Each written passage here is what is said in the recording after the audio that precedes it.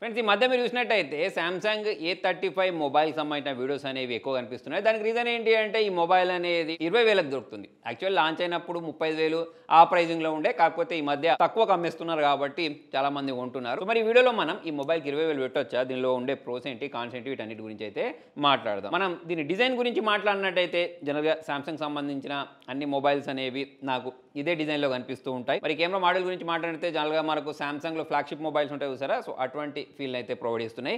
Back side మనకు glass బిల్డ్ని provide చేశారు. మరి ఇది చూసుకున్నట్టయితే రౌండెడ్ కార్నర్స్ కారణంగా చేతిలో పట్టుకోవడానికి కంఫర్ట్గా ఉంటుంది. ప్లస్ దీని వెయిట్ గురించి మాట్లాడినట్టయితే 209 గ్రామ్స్ ఉంది.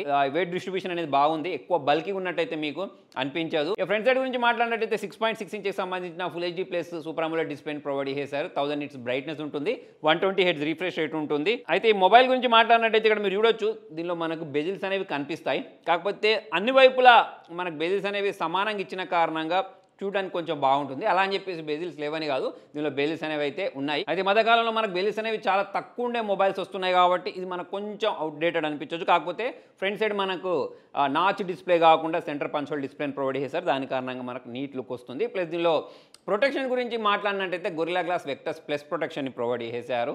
ఈ చుట్టూ ఉండే ఫ్రేమ్ మాత్రం మనకు ప్లాస్టిక్ ఫ్రేమే చూడడానికి కనిపిస్తుంది. మరి దీనిలో IP67 వాటర్ రెసిస్టెంట్ని ప్రొవైడ్ చేశారు. అంటే ఈ మొబైల్ పైన వాటర్ పడ్డా కూడా ఏం కాదు. మీ ఫ్రెండ్స్కి చూపించడానికి మీరే తీసుకెళ్ళి మొబైల్ని వాటర్లో పడేసిన తర్వాత ఈ మొబైల్ అనేది డ్యామేజ్ అయిపోయి మీరు సర్వీస్ సెంటర్కి తీసుకెళ్లారనుకోండి, వారంటీ ఇవ్వరు. ఈ మొబైలే కాదు, ఏ మొబైల్ అయినా అలానే ఉంటుంది కాబట్టి మీరే కావాలని తీసుకెళ్ళి మొబైల్ని వాటర్లో అయితే వేయకండి. ఓవరాల్ చూసుకున్నట్టయితే 20,000ని దృష్టిలో పెట్టుకుంటే డ్యూరబిలిటీ ప్రకారం మొబైల్ అనేది బాగుంది. నెక్స్ట్ కెమెరాస్ గురించి మాట్లాడినట్టయితే 50+, 8+, 5 మెగాపిక్సెల్ కెమెరాని ప్రొవైడ్ చేస్తారు. ఏదో నామాత్రంగా డొక్కు ఒక 2 మెగాపిక్సెల్ కెమెరాని ప్రొవైడ్ చేస్తారు చూసారా, అలా కాకుండా కొంచెం బాగానే వర్క్ చేసే కెమెరాస్ ప్రొవైడ్ చేస్తారు. అయితే దీంతో క్యాప్చర్ చేసిన శాంపుల్స్ మీరు చూడండి, దీనిలో మనకు ఎడ్జ్ డిటెక్షన్ అనేది బాగుంది, బోకే ఎఫెక్ట్ అనేది బాగుంది, డైనమిక్ రేంజ్ బాగుంది, చాలా మంచి ఫొటోస్ని ఇది క్యాప్చర్ చేస్తుంది. ప్రైజింగ్ని దృష్టిలో పెట్టుకున్నట్టయితే మాత్రం నాకు చాలా డీసెంట్గా అనిపించింది. ప్లస్ ఇక సెల్ఫీ కెమెరా గురించి మాట్లాడితే సెల్ఫీ కెమెరా కూడా బాగుంది. అంతేకాకుండా లో లైట్లో కెమెరా పర్ఫార్మెన్స్ కూడా బాగుంది.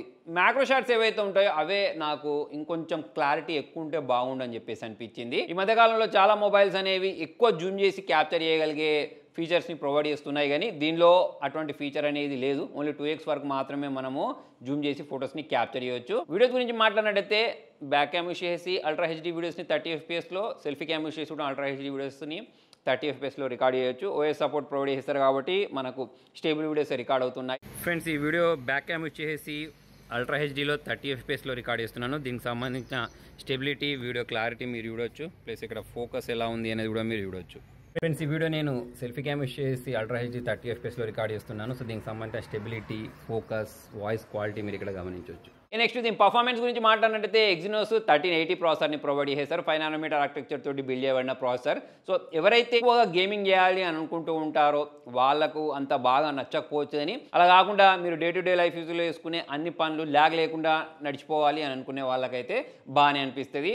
గేమింగ్ చేసేటప్పుడు మొబైల్ అనేది ఎక్కువ హీట్ అయినట్టు కూడా నాకు అనిపించలేదు. ఓవరాల్ చూసుకున్నట్టయితే గేమింగ్ సెంట్రిక్ ఫోన్ కాదు కానీ ఒక ఆల్రౌండర్ ఫోన్ అంటారు చూసారా, సో అటువంటి ఫోన్ అన్నట్టు ఇది. స్టోరేజ్ టైప్ గురించి మాట్లాడితే UFS 2.1 ఇచ్చారు. సో మరి దాని కారణంగా కూడా మన గేమింగ్ పర్ఫార్మెన్స్ అనేది సూపర్ గేమ్ రాదు, యావరేజ్ గేమింగ్ అయితే చేసుకోవచ్చు. ఇక మనకు దీనిలో ఇన్ డిస్ప్లే ఫింగర్ ప్రింట్ సెన్సార్ని కూడా ప్రొవైడ్ చేశారు. అది కూడా ఫాస్ట్గానే వర్క్ చేస్తుంది. ప్లస్ ఫేస్ అన్లాక్ కూడా ఫాస్ట్గానే వర్క్ చేస్తుంది. నెక్స్ట్ సామ్సంగ్ మొబైల్ అనే వెంటనే మనకు ఎక్కువ గుర్తుకొచ్చేది దీనికి సంబంధించిన సాఫ్ట్వేర్ అప్డేట్స్, దీనికి సంబంధించిన UI. సో మరి దీని గురించి మాట్లాడితే ఇది అవుట్ ఆఫ్ బాక్స్ Android 14 తోటి వస్తుంది. కాకపోతే వీళ్ళు ఇంకా 4 సంవత్సరాల పాటు అప్డేట్స్ ఇస్తారు కాబట్టి మనం చాలా ఎక్కువ కాలం పాటు వాడొచ్చు. సామ్సంగ్ వాళ్ళ అప్డేట్స్ కూడా ఓన్లీ అనడమే కాకుండా రెగ్యులర్గా ప్రొవైడ్ చేస్తూ ఉంటారు, ట్రస్ట్ చేయొచ్చు.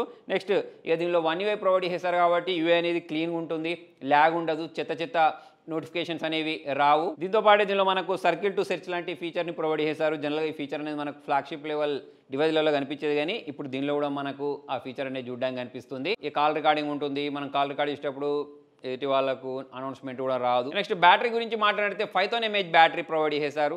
మీకు ఆరాంగా 1 డే వరకు బ్యాటరీ బ్యాకప్ ఇచ్చేస్తుంది. ఈ మొబైల్లో మనకు బాక్స్లో ఛార్జర్ ఒకటి ఇవ్వరు, ప్లస్ ఛార్జర్ మనం కొనుక్కున్నా సరే ఓన్లీ 25 వాట్స్ మాత్రమే సపోర్ట్ చేస్తుంది. ఈ మధ్యకాలంలో ఈ ప్రైజింగ్లో మనకు 80 వాట్స్ 120 వాట్స్ దొరుకుతూ ఉంటాయి కాబట్టి సో ఆ విషయాన్ని అయితే మీరు ఇక్కడ గమనించండి. లాంచ్ అయినప్పుడు చాలా ఎక్కువ ప్రైజింగ్లో ఉండే, ఇప్పుడు చూసుకున్నట్టయితే మాత్రం చాలా మంచి ప్రైజింగ్లో ఈ మొబైల్ అనేది దొరుకుతుంది. ఒకవేళ మీకు సామ్సంగ్ బ్రాండింగ్లోనే ఒక మంచి మొబైల్ 20,000 బడ్జెట్లో కావాలి అని అంటే ఇదైతే చాలా మంచి ఆప్షన్. ఈ మొబైల్ మీదే కాకుండా Samsung F06, Samsung S24 FE, Samsung S24 ఇటువంటి మొబైల్స్ మీద కూడా ప్రజెంట్ మనకు డిస్కౌంట్ ఇచ్చారు కాబట్టి తక్కువ ధరకే దొరుకుతున్నాయి. ఒకవేళ మీరు వాటిని కూడా కావాలంటే ట్రై చేసి చూడొచ్చు. సో మొత్తానికి ఇది ఫ్రెండ్స్ ఇవాల్టి వీడియోలో. మరి మీకు ఈ మొబైల్‌లో నచ్చిన విషయం ఏంటి, నచ్చని విషయం ఏంటి అనేది కింద కామెంట్‌లో రాయండి. Thank you.